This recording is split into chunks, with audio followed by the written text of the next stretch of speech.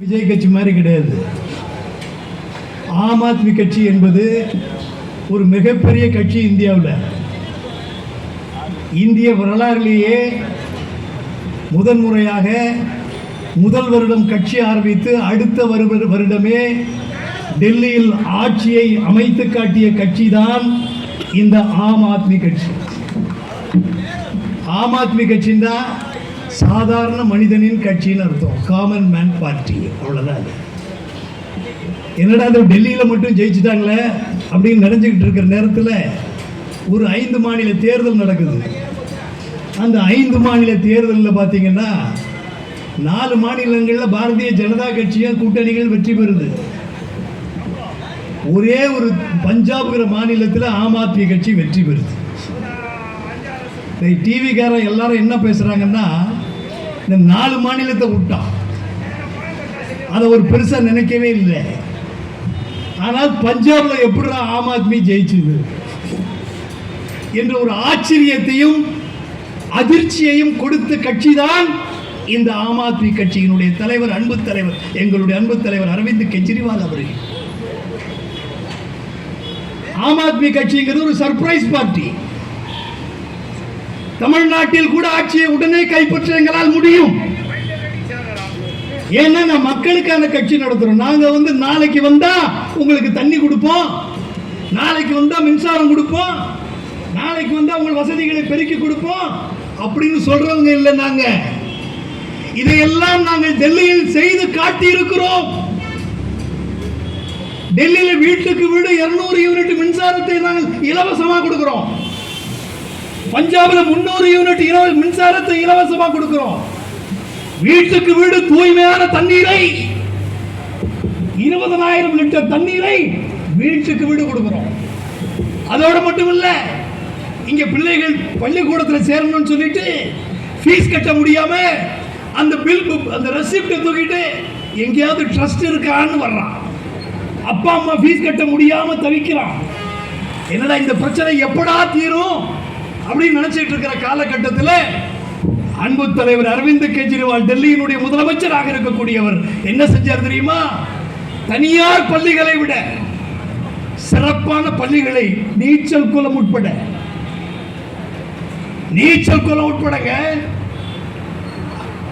Cricket ground, மிகப்பெரிய cricket கிரவுண்ட்லாம் இருக்கு பாருங்க, அவனை விட அருமையான கிரவுண்ட் எல்லாம் வச்சு கொடுத்து மிகப்பெரிய தனியார் பள்ளிக்கூடங்களை விட சிறப்பான பள்ளிக்கூடங்களை கட்டி காமிச்சார். அதை போய் தமிழ்நாட்டுடைய முதலமைச்சர் மரியாதைக்குரிய ஸ்டாலின் அவர்கள் கூட போய் பார்த்துட்டு வந்தார். மருத்துவமனைகள் 1 கிலோமீட்டருக்கு ஒரு மருத்துவமனை. பெரிய பிரச்சனைகள்னு சொன்னா நேரா பெரிய ஹாஸ்பிட்டலுக்கு போகணும்னு அவசியம் இல்லை, ஜிஹெச்சுக்கு போகணும்னு அவசியம் இல்லை, ராயப்பேட்டைக்கு தான் போகணும்னு அவசியம் இல்லை, கிண்டிக்கு தான் போகணும்னு அவசியம் இல்லை. ஒவ்வொரு கிலோமீட்டருக்கும் ஒரு மருத்துவமனையை துவக்கி காட்டினார் அரவிந்த் கெஜ்ரிவால். அதாவது சாதாரண நினைச்சுக்கிட்டீங்களா? IRS படித்த ஒரு மாமனிதர் தன்னோட வேலையை தூக்கி போட்டுட்டு வந்து இந்திய வரலாறுலேயே எவனும் இப்படி ஒரு முதலமைச்சர் இருக்க வாய்ப்பே கிடையாது. அப்பேற்பட்ட ஒரு முதலமைச்சர், வெற்றி வாகை சூடிய ஒரு முதலமைச்சர். ஊழலை ஒழிக்கணும். 1 லட்சம் ரூபாய்க்கு ரோடு போட சொன்னா 60,000 ரூபாய்க்கு தான் போடுறான். 40,000 ரூபாயை திருடிட்டு போயிடுறான். எப்படி அந்த ரோடா இருக்குமா? 6 மாசம் பேர்ந்து போயிடாது. ஆக இதையெல்லாம் பார்த்து ஊழல் செய்யக்கூடாது, மக்கள் காசை திருடக்கூடாது, மக்கள் காசை கொள்ளடிக்க கூடாது என்பதற்காக ஊழலை ஒழிக்கணும்னு தாண்டா நாங்க வந்தோம் டெல்லியில. எங்களை பார்த்து எங்க மேலேயே ஊழல் கேச போடுறான் அந்த மோடின்னு ஒரு நாசகார மனிதன். அவன் எந்த மாநிலத்தையும் வாழ விடுறது இல்லை. ஆட்சி செஞ்சா பிஜேபி காரன் மட்டும்தான் ஆட்சி பண்ணணுமா? ஏன்னா மதுரையில் போடுறாங்கடா ஒரு மாநாடு இப்போ சமீபத்தில். அந்த மாநாட்டுக்கு போனா என்ன சொல்றான், அமித்ஷான்னு ஒரு ஆளு. இதுல என்ன பண்ணலாம் தெரியுமா? கோர்ட்டு, குஜராத் கோர்ட்டில் அமித்ஷா இன்னைக்கு உள்துறை அமைச்சது. கோர்ட்டு சொல்லிட்டான், நீ இந்த ஸ்டேட்டுக்குள்ளே நீ வரக்கூடாதுன்னு. நான் ஒரு கட்டத்தில் ஒரு மாநிலத்துக்குள்ளேயே வரக்கூடாதுன்னு உத்தரவிடப்பட்ட ஒரு மனிதர் தான் இந்த அமித்ஷா. எங்களுக்கு ஜாதி கிடையாது, மதம் ஒரு மண்ணாங்கட்டியும் கிடையாது. நாங்கள் தேசத்தால் இந்தியர்கள், இனத்தாலும் மொழியாலும் தமிழர்கள், வழியால் இந்துக்களாக இருப்போம், முஸ்லிம்களாக இருப்போம், கிறிஸ்தவர்களாக இருப்போம். அனைத்து மதங்களும் சொல்லுகின்ற மனிதமிக்க மனிதர்களாக இருக்க வேண்டும் என்பதில் வாழக்கூடியவர்கள் தாங்கள். எங்களை பார்த்து ஊழல் பண்ணிட்டாங்களாயா? இந்த அமித்ஷா மாதிரி ஒரு அறிவானா ஒரு மந்திரியா இருக்கிறீ நீ? அறிவானா மதுரைக்கு வந்துட்டு இந்துக்களே ஒன்று சேருதல் முட்டாளே, இந்தியர்களே ஒன்று சேருன்னு சொல்லு.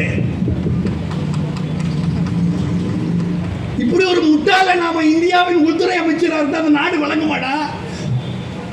ஏன்னா இந்துக்களுக்கு என்ன 8% வரியா போடுற? 28% போடுறது இல்ல 5% போடுற வரியா 2% போடுறியா? இல்ல அவனுக்கு கேஸ் விலையை குறைச்சு கொடுத்துருக்கிறியா? எதையாவது பண்ணிருக்கிறியா நீ? இந்துக்களே ஒன்று சேர்க்கிற அறிவான உனக்கு? ஏன்னா இந்தியாவில் இந்துக்கள் மட்டுமா இருக்கிறான். ஒரு முஸ்லீமா இருக்கட்டும், கிறிஸ்டினா இருக்கணும், அவனை 10 பரம்பரைக்கு முன்னாடி நோண்டி பாரு, அவன் ராமசாமியா இருப்பான், கோயின் சாமியா இருப்பான். ஏண்டா மாறினா எதுக்கு மாறினா அவனுக்கும் தெரியாது, மற்றவனுக்கும் தெரியாது. நானும் 2 பரம்பரைக்கு கீழே போனீங்கன்னா இவன் மாமா இந்துவா முஸ்லீமா இருப்பானா, இந்துவா இருப்பானா, கிறிஸ்டியனா இருப்பானா இவனுக்கே தெரியாது.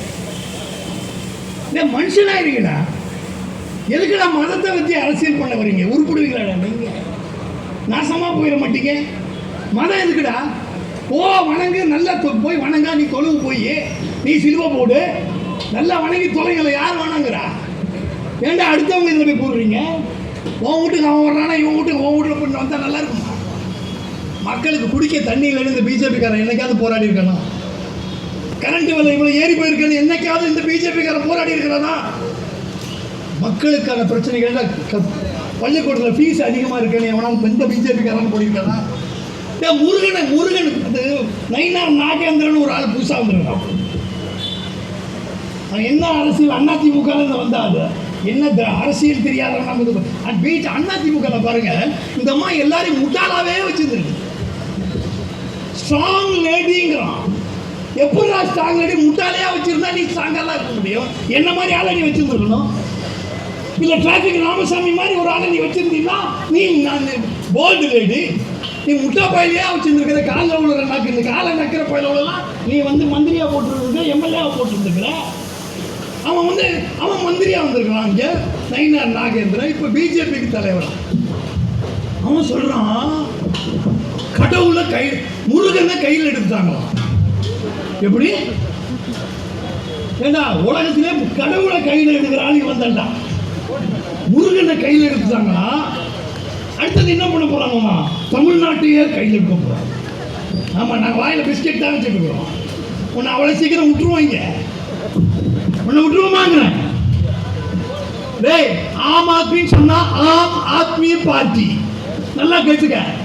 ஆம் ஆத்மி பார்ட்டினா இங்கிலீஷ்ல கூட்டிப்பாரு. ஏஏபின்னு வரும், ஆப்புன்னு வரும். உங்களுக்கு தமிழ்நாட்டில் பிஜேபிக்கு சொல்றேன், ஆப்பு திமுக வைக்க முடியாது. அண்ணா திமுக வைக்கவே மாட்டான். உனக்கு சரியான ஆப்ப சொருவ போறதே இந்த ஆம் ஆத்மி கட்சி தான். இந்த வரக்கூடிய தேர்தலில் பாரு, வைக்கிறமா இல்லையான்னு பாரு. எங்களை பார்த்தா ஒண்ணுமே எங்கேயுமே இல்லாத ஆள் மாதிரி தெரியும். டேய், எங்களுக்கு ஓட்டர், எங்களுக்கு கட்சிக்காரங்களே காமன் பீப்புள் தான். நான் ஸ்ரீபெரும்புத்தூர் தொகுதியில் போட்டிக்கிட்டேன் 2014. சத்தியமா நினைச்சேங்க எனக்கு ஒரு 1000 ஓட்டு கிடைச்சா பெரிய விஷயம்னு நினைச்சேன். எனக்கு 20,000 பேர் ஓட்டு போட்டிருந்தாங்க. எங்களுக்கு அவ்வளோ பெரிய கட்சியா? கட்சி இது பாருங்க, நாங்க ரொம்ப தெளிவானவங்க. யாருக்கும் பயப்பட மாட்டோம், எதுக்கும் துணிச்சா இருப்போம். எங்களுக்கு ரோட்லையும் பேச தெரியும், கோர்ட்லையும் பேச தெரியும். ஜெயலலிதா வீட்டையே நினைவில்லமாக கட்டக்கூடாது என்று கோர்ட்டில் வாதாடி தடுத்தவனே இந்த வசீகரன் தான். இல்லைன்னா வர முதலமைச்சர் பூரா வீட்டுல நினைவில்லம் கட்டியிருப்பான். இதை தடுத்துட்டாங்க. இதை போல எத்தனையோ பண்ணியிருக்கிறோம். எங்களுக்கு தெரியும் தமிழ்நாட்டில் ஆம் ஆத்மி எப்படி வரும் பாரு. எங்க ஆள்லாம் சாதாரண ஆள் இல்லை. சும்மா ஒவ்வொரு உட்கார்ந்துருக்கிற ஆள்லாம் லேசா நினைச்சுக்கிட்டீங்களா நீங்க? ஆப்பு கையில் வச்சிருக்கிறாங்க, சொல்லிடுவான். பிஜேபி உனக்கு தான் ஆப்புங்க. நீ அண்ணன் இவருக்கு சேர்ற கட்சி என்ன ஆகுமா நல்லா கேளுங்க. இவனுக்கு கூட்டணி சேருவானுங்க. அது பிஜேபி வெக்கம் இல்லாமல் சொல்கிறான். இவங்க கூட்டணி ஒரு இன்னொரு கட்சியோட ஒரு கட்சியில் சேருவானா. சேர்ந்தவங்கன்னா அந்த கட்சியை காலி பண்ணிடுவானா. என்ன பண்ணிட்டு வருவானா. ஏய் நீ வேணா அண்ணா திமுக காலிக்கிறான். அவன் பாவம் அறிவில்லாத ஆளை ஒரு ஆளை தலைவராக வச்சிருக்கிறான்வாங்க. அந்த ஆளுக்கு அறிவுக்கு சம்மந்தம் இல்லை. எடப்பாடிக்கும் அறிவுக்கு சம்மந்தமே கிடையாது. அவர் பாருங்க போன எஸ்டிபிஐ மாநாட்டில் போய் நாங்கள் பிஜேபியோட ஒட்டும் இல்லை உறவும் இல்லை சேரவே மாட்டோம்னு அந்த ஆளு. இப்போ என்னன்னா சேருவோங்கிறான். நீ விளங்குவீங்களாடா நீங்கள்? கொள்கை கூட்டணி இல்லையா? அது அந்த கூட்டணி இருக்குல்ல, அது கொள்கை கூட்டணி இல்லையா? அப்போ என்ன மண்ணாங்கட்டி கூட்டணிடா அவங்க கூட்டணி?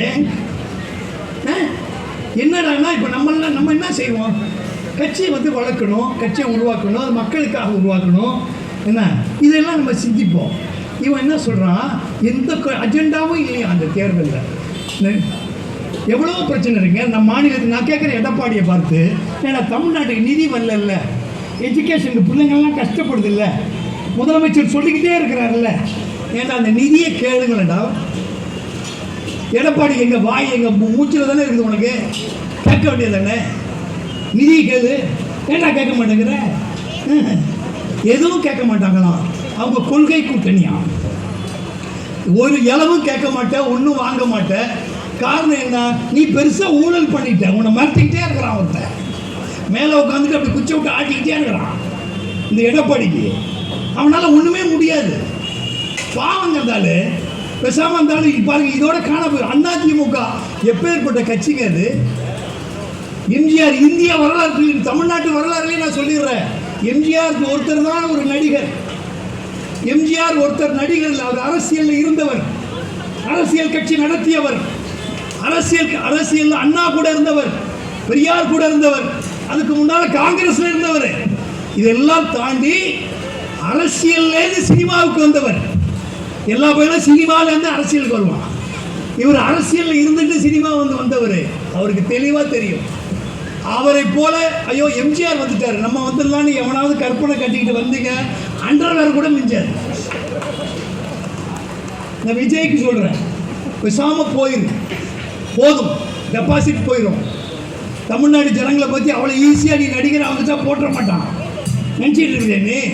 தேர்தலுங்கிற நான் சின்ன வயசுலேருந்து அரசியல் பண்ணுறவன், சின்ன வயசுலேருந்து பத்திரிகை துறையில் இருக்கிறவன். எனக்கு தமிழ்நாட்டு அரசியல் சுதந்திரத்துக்கு முன்னாடியும் தெரியும், சுதந்திரத்துக்கு இந்திய அரசியல் பின்னாடியும் தெரியும். யார் யார் என்ன பண்ணுவாங்க, எப்படி பண்ணுவாங்க, என்ன பேசுவோம், how to smile, how best to smile, how to speak, how best to speak எனக்கு தெரியும். எல்லாத்தையும் தாண்டிட்டு தான் இங்கே வந்துருக்குறோம். சும்மா ஒன்று ஆம் ஆத்மி ஒன்று சின்ன கட்சி இல்லை. எப்படி ஒரு கட்சி ஈஸியாக டெல்லிக்கு வந்துட முடியுமா? அரவிந்த் கெஜ்ரிவால் வருவார் இங்கே. நாங்கள் இந்த வர தேர்தலில் சும்மா விட போகிறதில்ல. ஒவ்வொரு தேர்தலையும் எங்களை நிற்க விடுறதில்லை. ஏன்னா எங்களுக்கு நாங்கள் சின்ன கட்சியும். என்ன சின்ன கட்சி? 20,000 ஓட்டு வாங்கியிருக்கிறேன், என்னை பார்த்து சின்ன கட்சிங்கிறான். சின்ன கட்சியா நாங்கள்? இந்தியாவில் திமுகவை விட அண்ணா திமுக விட அதிகப்படியான எம்எல்ஏக்களை வைத்திருக்கிற கட்சி ஆம் ஆத்மி கட்சி. பஞ்சாப் இப்போ சமீபத்தில் குஜராத்தில் அதுக்கு தான் அந்த கூட்டமே போட்டிருக்கிறாங்க. குஜராத்தில் இப்போதைக்கு ஒரு எலெக்ஷன் நடந்துச்சுங்க. மோடி 56 இன்ச் ஆகுது, பெரிய பிராட் செஸ்ட் ஆகுது. 56 இன்ச்சு நீ இந்தியாவுக்கே போய் வாயை திறந்தா போய் தான். பிஜேபினாலே போய் தான். மோடிக்காதீங்க, வாயை திறந்தா பொய்யை தர உங்களுக்கு எதுவுமே தெரியாது. 15 லட்சம் போடுறேங்க அக்கௌண்ட்டில், ஒவ்வொருத்தரும் அக்கௌண்ட் ஓப்பன் பண்ணிங்க, நான் 15 லட்சம் போடுறேங்க. அதுக்கு நேற்று இந்த அமித்ஷா சொல்கிறாங்க நாங்கள் பொய் சொல்கிறோம். வெக்கங்கிட்ட மானங்கிட்டவனே, ஏன்னா 15 லட்சம் போடுறேன்னு சொல்லிட்டு நான் பொய் சொல்லணும்னு சொல்கிறேன். இது பாருங்க, இந்த கோர்ட்டுக்கு கேஸுக்கு 8 வயசாக அப்படி தான் நான் பேசினேன். என்னை தூக்கி 10 நாள் கொண்டு போய் சேலம் சென்ட்ரல் ஜெயிலில் போட்டாங்க. இது மாதிரி அதுக்கெல்லாம் நாங்கள் யாருக்கும் பயப்படுற ஆள் கிடையாது. மக்களை கேட்குறேன், உனக்கு நல்லது வேணும்னா ஆம் ஆத்மி. அது நான் ஏன் உங்கள்கிட்ட கெஞ்சணும்? கெஞ்சி ஓட்டு கேட்கணும், காசு கொடுத்து ஓட்டு கேட்கணும், என்னத்தையும் கேட்கணும் உங்கள்கிட்ட? உனக்கு நல்லது வேணும்னா ஆம் ஆத்மிக்கு வா. உன் பிள்ளை இது நாங்கள் உட்காந்துருக்குறோம்ல, இது எங்களுக்கான கட்சி இல்லை. இது நிற்கிறீங்களே, பார்க்குறீங்களா, உங்களுக்கான கட்சி இல்லை. இது உங்கள் பிள்ளைக்கான கட்சியா? உங்கள் பிள்ளைகளுக்கு சந்ததிகளுக்கான கட்சி. இந்த நாடு நல்லா இருக்கணும், நாங்கள் டெல்லியில் பண்ணி காட்டணும். தொடப்பத்தாலேயே அடிச்சிருக்கிறோம். இந்த தடவை எங்களை எப்படி ஏமாத்துவோம் தெரியுமா? எங்களுக்கு ஒன்றும் பெரிய பவர்லாம் கிடையாது. அரவிந்த் கெஜ்ரிவாலுக்கு டெல்லியில் பெரிய பவர்லாம் கிடையாது, பெரிய பவர்லாம் கிடையாது. அரவிந்த் கெஜ்ரிவால் கவர்மெண்ட்டுக்கு போலீஸ் கூட கிடையாதுங்க, போலீஸ் கூட கிடையாது. அப்படி ஒரு கவர்மெண்ட், போலீஸ் கூட கிடையாது. அந்த கவர்மெண்ட்டை வச்சுக்கிட்டு தனியார் பள்ளிக்கூடங்களில் படித்த கிட்டத்தட்ட 3.5 லட்சம் குழந்தைகளை தானாகவே வந்து அரசு பள்ளிகளில் சேர்க்கக்கூடிய சூழ்நிலையை உருவாக்கி தந்தவர் அரவிந்த் கெஜ்ரிவால். இவரை பார்த்தா எப்படி அவரை தோக்கடிக்கிறது? தோக்கவே மாட்டேங்கிறார். ஒவ்வொரு எலெக்ஷன்லையும் ஜெயிச்சு வந்துகிட்டே இருக்கிறாரு. எல்லா பேரும் இந்த வீட்டை சுத்தம் செய்தால் போதாது, இந்த நாட்டையும் சுத்தம் செய்ய வேண்டும் என்று புறப்பட்ட அரவிந்த் கெஜ்ரிவால் அவரை தோக்கடிக்கணும்னு பிளான் பண்ணிட்டான். ஊழல் வழக்கு போடுறாங்க, 100 கோடி ரூபா ஊழல் பண்ணிட்டாங்க. நேரடியா இல்லையா, எந்த நேரடியா பண்ணலையா, அதுவும் ஏதோ தேர்தல் நடக்கிறதுக்கு ஏதோ நிதி வந்துச்சான். இந்த ஈடின்னு ஒரு அயோக்கியத்தனமான நிறுவனத்தை, ஈடி டிபார்ட்மெண்ட் ஒன்று, அவனுக்கு வேலை கவர்மெண்ட்ல சம்பளம் வாங்குறது, மக்கள் காசு தொங்குறது தவிர அவனுக்கு கூலி வேலை பார்க்கறது, பிஜேபிக்கு கூலி வேலை பார்க்கறது, அடியால் வேலை பார்க்கறது, இவனுக்கு வேலை எதுன்னா அந்த ஈடிக்கிறாங்க வேலை. அந்த ஈடி என்ன பண்ணுறான், வந்து கேஸை போடுறான். அரவிந்த் கெஜ்ரிவால் 100 கோடி ரூபாய் வாங்கிட்டார். டேய் எங்கடா வாங்கினாரு, எதுனா வாங்குறாரு சொல்லுடா. ஆனால் இன்னைக்கு வரைக்கும் சொல்ல மாட்டேங்கிறான். பிடிச்சி கொண்டு போய் வச்சிருவானா, எப்போ வேணாலும் விசாரிப்பான். என்னடா நாடாடா இது? ஒருத்தர் நிற்கிறவர் பிடிச்ச அழைச்சிட்டு போயிட்டு என்ன எதுலாம் கேட்க மாட்டானா, கொண்டு போய் அரெஸ்ட் பண்ணிடுவானா, கொண்டு போய் வச்சுக்குவானா. இவன் எப்போ தோணுதோ அப்பெல்லாம் வரணுமா? என்ன இப்படி ஒரு டிபார்ட்மெண்ட் உலகத்தில் எங்கேயாவது இருக்கா? எங்கேயாவது இருக்க முடியுமா? சர்வாதிகார நாட்டில் இருக்கலாம். ஜனநாயக மக்கள் ஓட்டு போட்டு தேர்தல் பண்ணி அவர் மேலே கேஸை போட்டு அவரை உள்ள தள்ளி முடிஞ்சதை பண்ணி பார்த்தோம். அவர் அஞ்சா நெஞ்சல்றா எங்கள் அன்பு தலைவர் அரவிந்த் கெஜ்ரிவால். அஞ்சலை திரும்ப வெளியே வந்தார், திரும்பவும் தேர்தலில் பிரச்சாரம் பண்ணார், திரும்பவும் பிடிச்சி உள்ளே போட்டான். உள்ளே போடுறாங்க, ஈடி ஒரு கேஸை போட்டு உள்ள திகார் ஜெயிலில் தள்ளுறான்.